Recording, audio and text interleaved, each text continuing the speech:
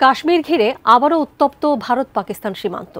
৭ মে পাকিস্তানি ক্ষেপণাস্ত্র হামলার পর দুই পারমাণবিক শক্তিধর প্রতিবেশী পৌঁছেছে যুদ্ধের দ্বারপ্রান্তে। এবার ভারত পাকিস্তানের মধ্যে লড়াই শুধু সামরিক শক্তিতে নয়, চলছে তুমুল তথ্যের যুদ্ধ। শুরু হয়েছে সামরিক উত্তেজনার ফাঁকে ছবি আর ভাষ্য দিয়ে জনগণকে নিয়ন্ত্রণের লড়াই। ভারত ও পাকিস্তানের নতুন তথ্যযুদ্ধ নিয়ে আরও জানাচ্ছেন শেখ ফরিদ। প্রতিযোগিতামূলক সংবাদ সম্মেলন, ভিন্ন ভিন্ন দাবি এবং পরস্পর বিরোধী বর্ণনা। গত ৭ মে পাকিস্তানের আজাদ কাশ্মীরে ভারতের ক্ষেপণাস্ত্র হামলার পর দুই পারমাণবিক শক্তিধর প্রতিবেশী দেশকে এক সর্বাত্মক যুদ্ধের দ্বারপ্রান্তে নিয়ে গেল। ততক্ষণে শুরু হয়ে গেছে আরেকটি যুদ্ধ। তবে এ যুদ্ধ সামরিক শক্তিতে নয়, চলছে তুমুল তথ্যের যুদ্ধ।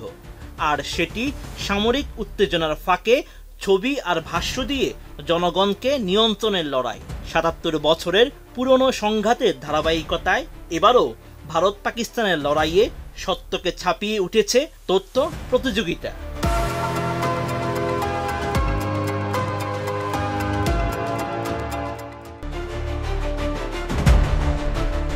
পাকিস্তানের অভিযোগ, ভারতীয় বাহিনী ৬টি শহরে ও একটি স্বাস্থ্যকেন্দ্রে হামলা চালিয়েছে। প্রাণ গেছে ৩১ জন বেসামরিক মানুষের, যার মধ্যে রয়েছে ৩ বছরের একটি শিশুও।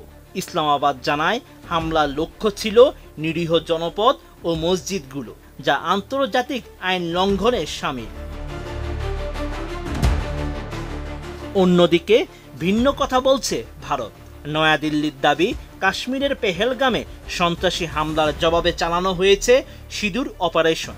এ সময় ৯টি স্থানে সন্ত্রাসী অবকাঠামো লক্ষ্য করে হামলা চালানো হয়। ভারতের মতে নিহতরা জঙ্গি সংশ্লিষ্ট ছিলেন। ভারতের প্রতিরক্ষা মন্ত্রী রাজনাথ সিং বলেছেন, কোনো বেসামরিক ক্ষয়ক্ষতি হয়নি। সবচেয়ে বিতর্কিত তথ্য যুদ্ধবিমান ভূপাতিত হওয়া নিয়ে। পাকিস্তান দাবি করেছে ৫টি ভারতীয় যুদ্ধবিমান গুড়িয়ে দিয়েছে শাহবাজ বাহিনী। ভারত এখনও আনুষ্ঠানিকভাবে তা স্বীকার করেনি। তবে ৩টি যুদ্ধবিমান ভূপাতিত হওয়ার কথা স্বীকার করেছেন ভারতীয় এক কর্মকর্তা।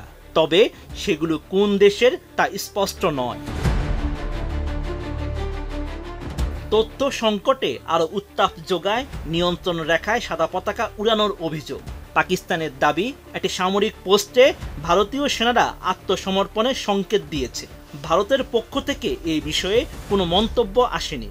বিশেষজ্ঞরা বলছেন, এখন লড়াই শুধু সীমান্তে নয়, বরং মনোজগতে তথ্য, ভাষ্য আর জনমত ঘিরেই মূল যুদ্ধ।